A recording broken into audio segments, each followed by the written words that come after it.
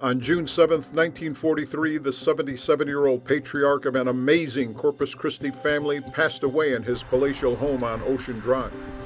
You know the home, the huge white one on Ocean Drive's S-curve, the one we called the Castle as kids, the one that Mike McKinnon bought in 1979. On that night in 1943, Vartan Manessa Donigan's life ended in the home that he called Alta Vista Place, which he built in 1933 on the very site of the once majestic Alta Vista Hotel. The hotel was built in 1892 but burned to the ground in 1927.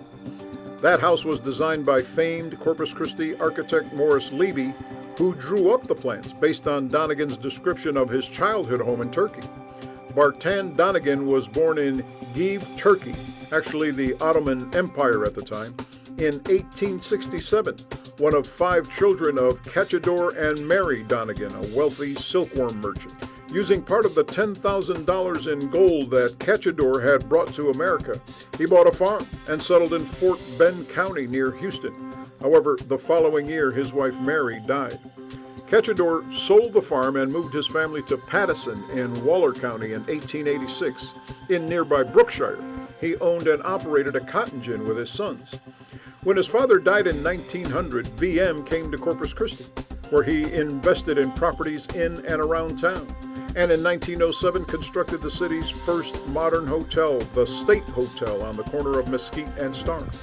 VM leased the hotel and moved back to Waller County to help his brothers run the cotton gin.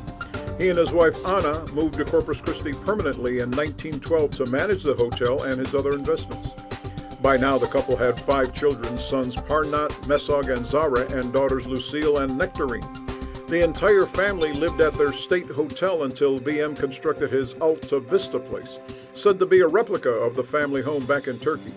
It was one of the first homes built on Ocean Drive and is probably the most recognizable home in the city to this day.